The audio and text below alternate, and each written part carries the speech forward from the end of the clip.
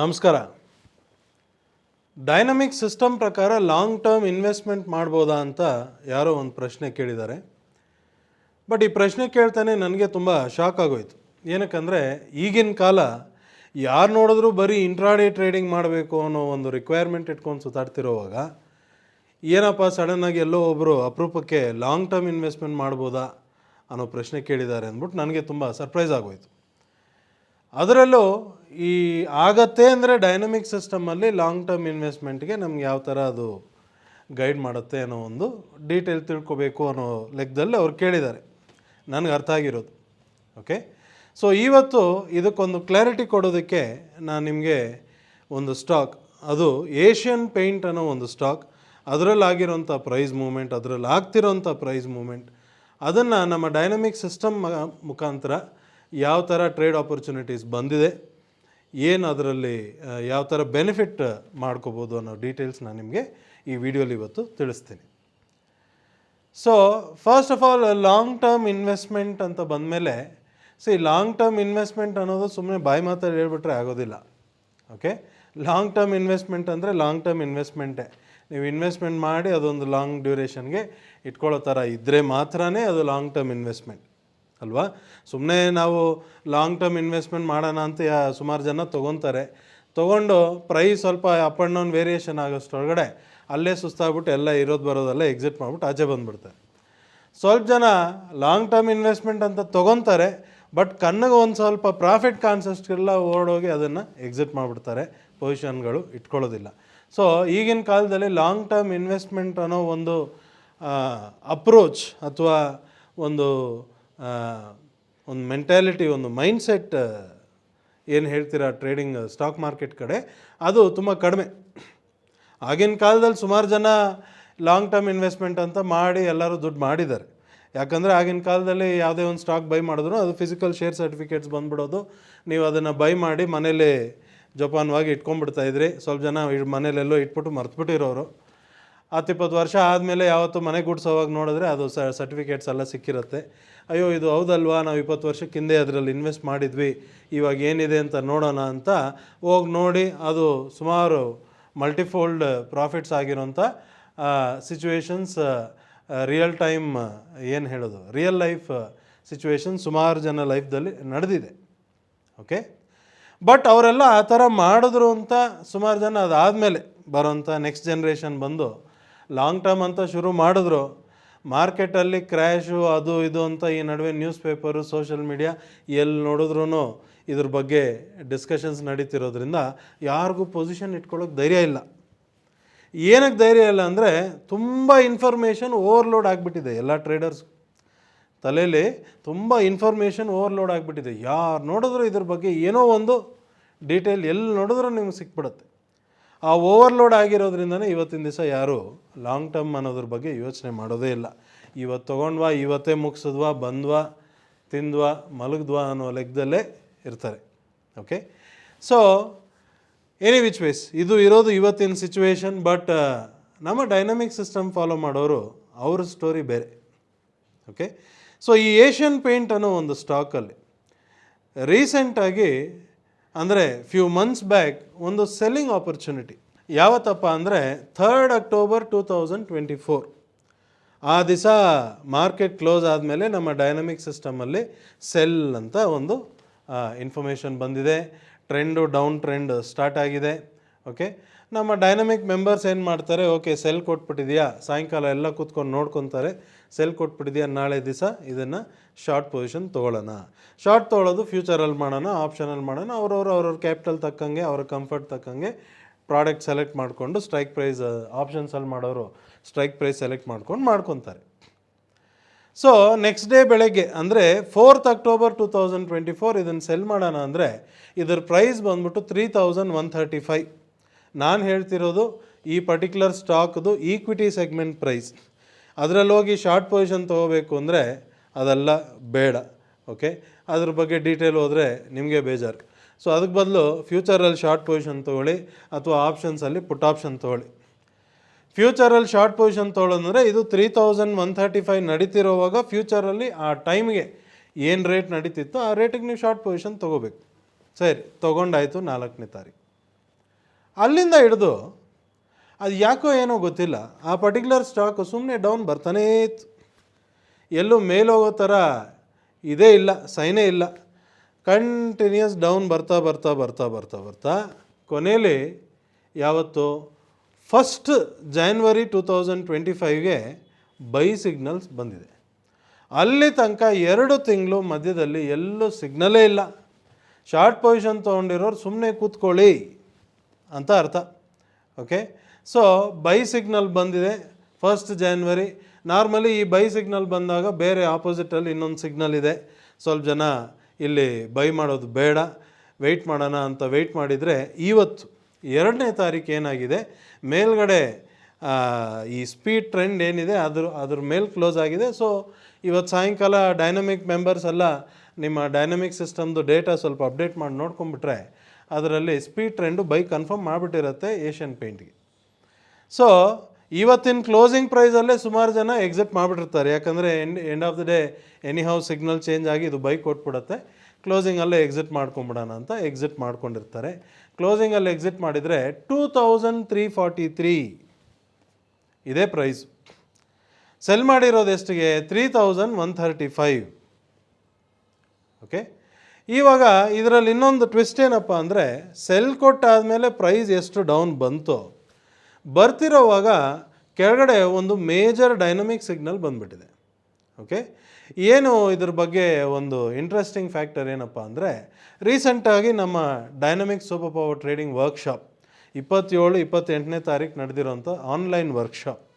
Okay, so ಈ online ವರ್ಕ್ಶಾಪಲ್ಲಿ ನಾವು ವರ್ಕ್ಶಾಪ್ ಎಲ್ಲ ಮುಗಿದ ಮೇಲೆ ಈ ಡೈನಮಿಕ್ ಸಿಸ್ಟಮಲ್ಲಿ ನಾಳೆಗೆ ಯಾವ್ಯಾವ stock fresh buying opportunity, selling opportunity ಬಂದಿದೆ ಇದನ್ನು ಚೆಕ್ ಮಾಡೋಣ ಅಂತ ಚೆಕ್ ಮಾಡ್ತಿದ್ದಾಗ ಒಬ್ಬರು ಯಾರೋ ಮೆಂಬರ್ ಆ ವರ್ಕ್ಶಾಪಲ್ಲಿದ್ದವರು ಏಷ್ಯನ್ ಪೇಂಟ್ ಸ್ವಲ್ಪ ಚೆಕ್ ಮಾಡಿ ಅಂತ ಹೇಳಿದ್ರು.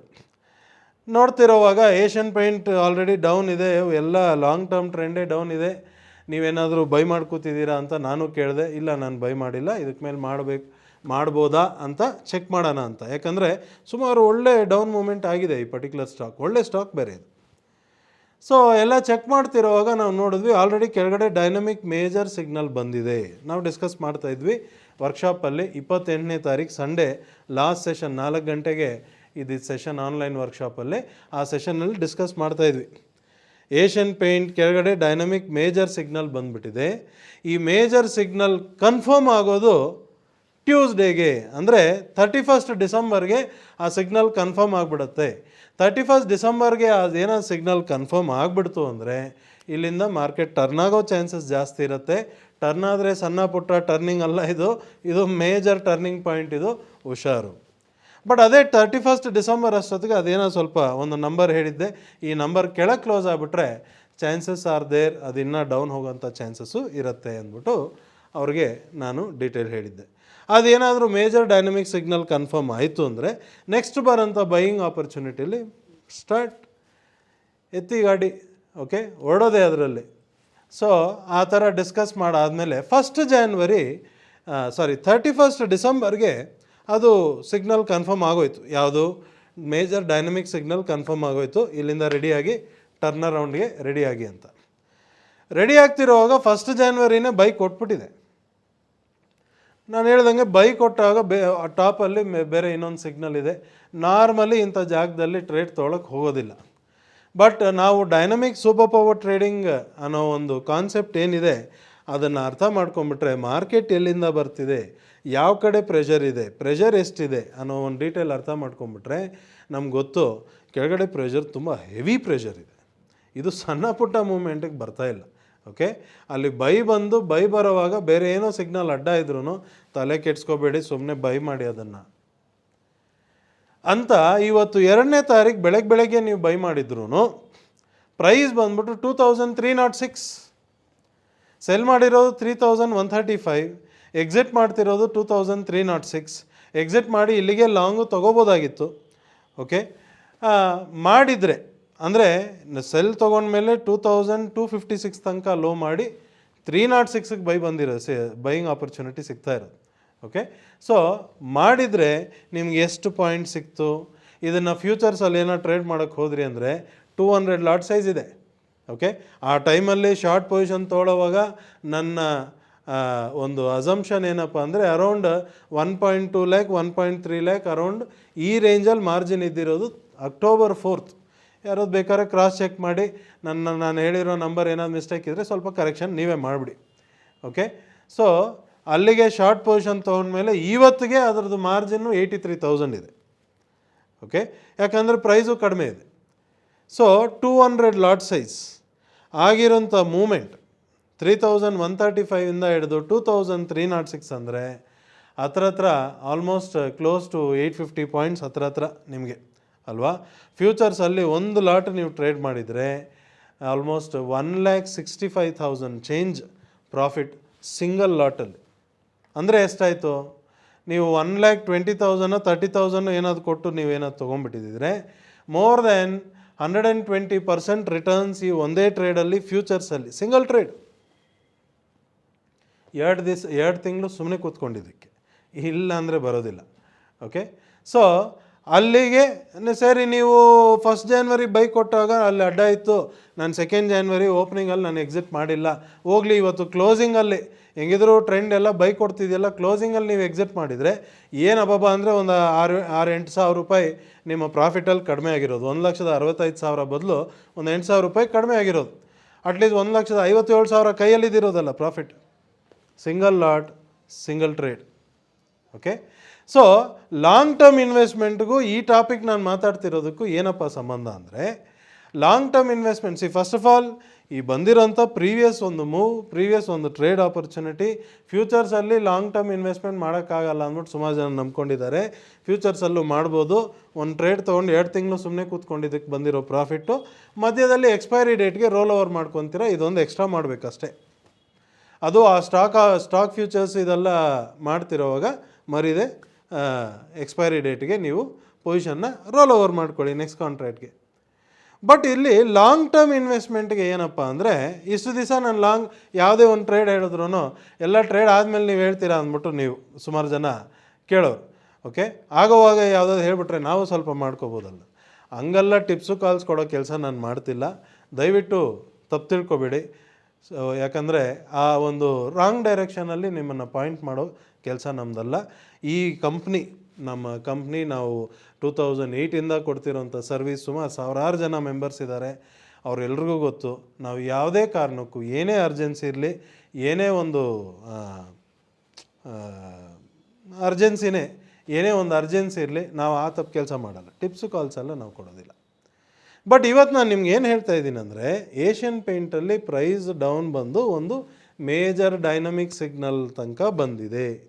ಇಲ್ಲಿಂದ ಪ್ರೈಸ್ ಟರ್ನ್ ಆಗೋವಾಗ ನೆಕ್ಸ್ಟ್ ಬರೋಂಥ buying opportunity especially long term ಇನ್ವೆಸ್ಟ್ಮೆಂಟ್ಗೆ.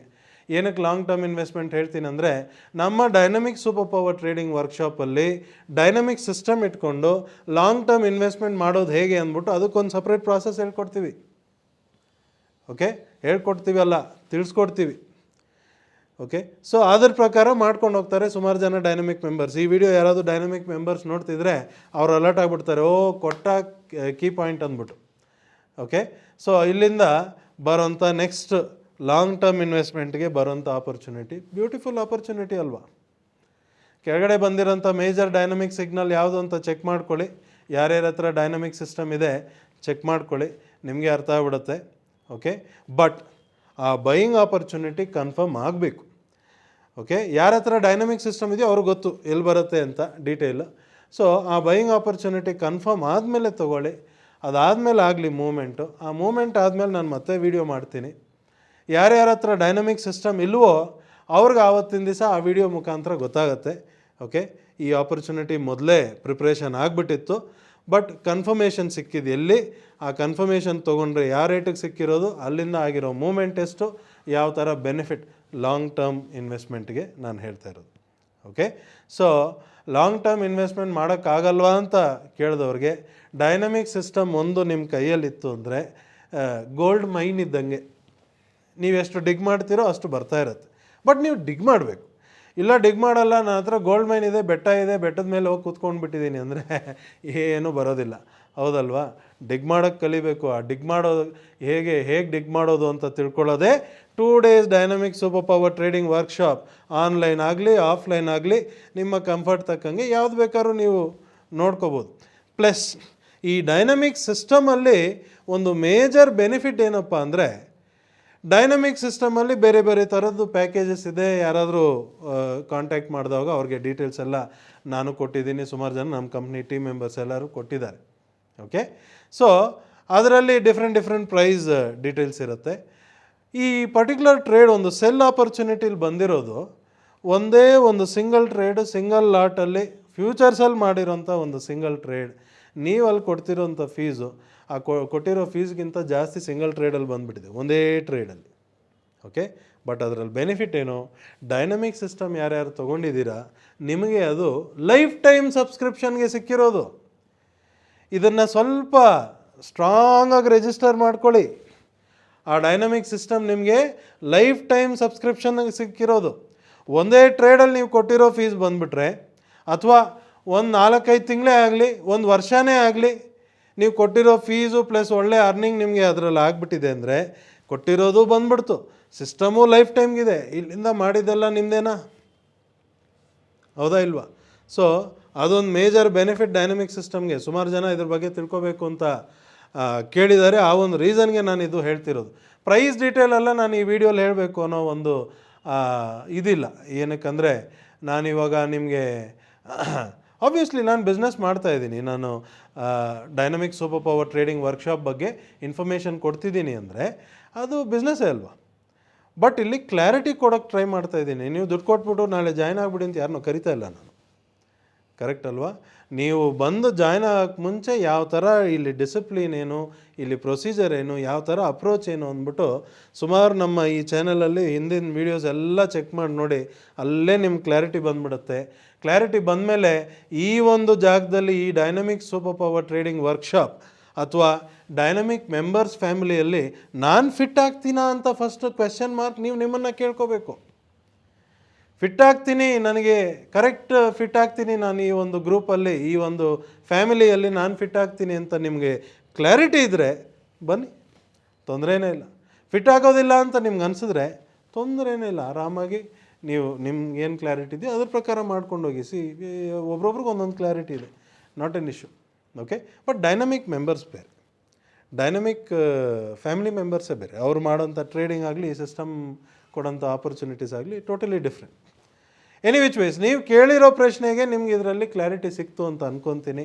ಇನ್ನು ನಿಮಗೆ ಟ್ರೇಡಿಂಗಲ್ಲಿ ಯಾವುದೇ ಥರದ್ದು ಡೌಟ್ಸ್ ಇರಲಿ, ಇಶ್ಯೂಸ್ ಇರಲಿ, ಅದಕ್ಕೆ ನಿಮ್ಗೆ ಕ್ಲಾರಿಟಿ ಬೇಕು, ಒಂದು ಸೊಲ್ಯೂಷನ್ ಬೇಕು ಅಂದರೆ ಮರೀದೆ ನೀವು ನಮ್ಮ ಈ ಚಾನಲಲ್ಲಿ ಈ ವಿಡಿಯೋ ನೋಡ್ತಿರೋವಾಗ ಕೆಳಗಡೆ ಕಮೆಂಟ್ಸಲ್ಲಿ ನಿಮ್ಮ ಪ್ರಶ್ನೆಯನ್ನು ಕೇಳಿ. ಪ್ರಶ್ನೆ ಸ್ವಲ್ಪ ಪ್ರಾಕ್ಟಿಕಲ್ ಆಗಿರಲಿ. ಯಾರೋ ಒಬ್ಬರು ಕೇಳಿದರು, ನಾನು ಯಾವುದೋ ಈ ಕ್ರಿಪ್ಟೋ ಕರೆನ್ಸಿ ಏನೋ ಮಾಡ್ತಾರಲ್ಲ, ಅದರಲ್ಲೇನೋ ಫಂಡ್ಸ್ ಇಷ್ಟಿದೆ ಅದನ್ನು ಈ ಕಡೆ ಏನೋ ಟ್ರಾನ್ಸ್ಫರ್ ಮಾಡುವ, ಅದೇನೋ ಮಾಡ್ಬೋದಾ ಅಂತ. ಸ್ವಾಮಿ ನಮ್ಮನ್ನು ಬಿಟ್ಬಿಡಿ, ಅದಕ್ಕೂ ನನಗೂ ಇವಾಗ ಸಂಬಂಧ ಇಲ್ಲ. ಓಕೆ, ಸೊ ನೀವು ಗೊತ್ತಿರೋರು ಗೊತ್ತಿದೆ ತಾನೇ ಎಲ್ಲ ಕೈ ಇಟ್ರಿ. ಕೈ ಇಡೋಕ್ಕೆ ಮುಂಚೆ ನೀವೆಲ್ಲ ತಿಳ್ಕೊಂಬಿಟ್ಟು ತಾನೇ ಇಡಬೇಕಾಗಿತ್ತು. ಇವಾಗ ನನ್ನ ಬಂದು ಕೇಳಿದ್ರೆ ವೇಸ್ಟ್ ಆಫ್ ಟೈಮ್. ಸೊ ಈ ಥರ ಪ್ರಶ್ನೆ ಬಂದ್ಬಿಟ್ಟು ಇಟ್ ಈಸ್ ಏನು ಹೇಳೋದು, ಇರ್ರಿಲೆವೆಂಟ್ ಆಗಿಬಿಡುತ್ತೆ. ಕರೆಕ್ಟ್ ಅಲ್ವಾ? ರಿಲೆವೆಂಟ್ ಪ್ರಶ್ನೆ ಇರಲಿ, ನಿಮಗೆ ಕ್ಲಾರಿಟಿ ಕೊಡೋಕ್ಕೆ ಮ್ಯಾಕ್ಸಿಮಮ್ ನಾನು ಟ್ರೈ ಮಾಡ್ತೀನಿ. ನಮಸ್ಕಾರ.